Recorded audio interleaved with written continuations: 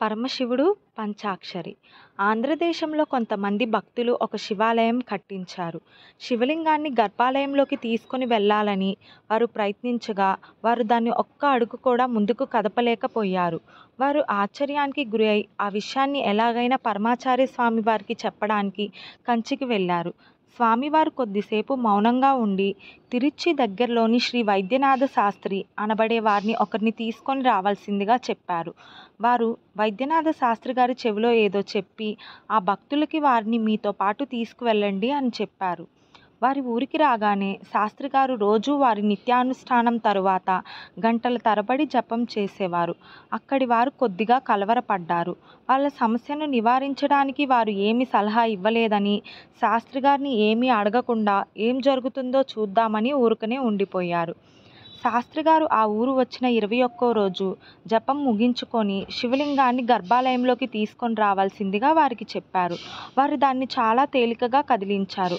ఒక్క అడుగు కూడా ముందుకు కదిలించడానికి కూడా వీలు లేనంత బరువున్న ఈ శివలింగం ఇప్పుడు దూదిపింజలా చాలా తేలికగా ఉంది. ఈ అద్భుతం ఏమిటో తమకు వివరించాలని వారు శాస్త్రిగారిని అడిగారు. శాస్త్రిగారు వారితో తనకు కూడా ఏం తెలియదని, పరమాచార్య స్వామి వారు ఈ శివలింగం ముందు కూర్చొని 21 రోజుల పాటు పంచాక్షరి జపించమని చెప్పారని, అంతకు మించి తనకేం తెలియదని చెప్పారు. పరమాచార్య స్వామివారు ఈ 20వ శతాబ్దంలో కూడా పంచాక్షరి మహామంత్ర గొప్పతనాన్ని ప్రత్యక్షంగా చూపించారు. అప్పర్ కొన్ని శతాబ్దాల క్రితం చూపించినట్టుగా. 63 మంది నాయనార్లో 4 ఆళ్వార్లుగా అప్పర్, సుందరర్, జ్ఞానసంబంధర్, మాణిక్యవాచకర్ ప్రసిద్ధులు. అందులో ఒకరైన అప్పర్ను శివద్వేషి అయిన జైనరాజు ఒక బండరాయికి కట్టి నదిలోకి వేయించగా, నిత్యం పంచాక్షరి మహామంత్రంను జపించే అప్పర్ను రక్షించడానికి ఆ రాయిని నీట మునగనివ్వకుండా నీటిపైన తేలేలా చేశాడు ఆ పరమశివుడు. పంచాక్షరి మంత్రరాజం యజుర్వేద అంతర్గతమైన రుద్రంలో వస్తుంది. నమఃశివాయ అనే ఆ మంత్రంలో శివశబ్దం దాని జున్ను.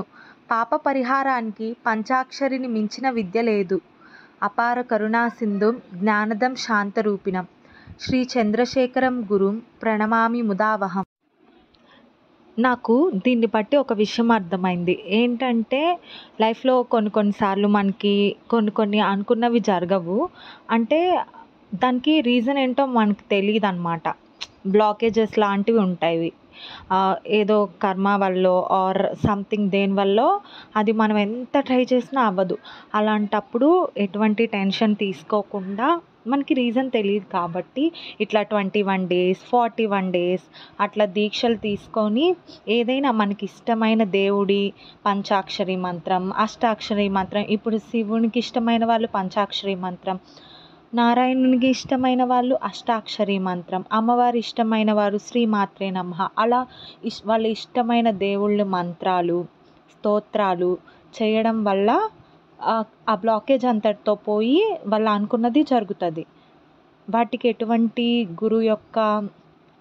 గురుముఖంతో మంత్రోపదేశం తీసుకోవాల్సిన అవసరం ఉండదు కాబట్టి ఇట్లా ట్రై చేస్తే వాళ్ళకి సాల్వ్ అయిపోతుంది అన్నమాట.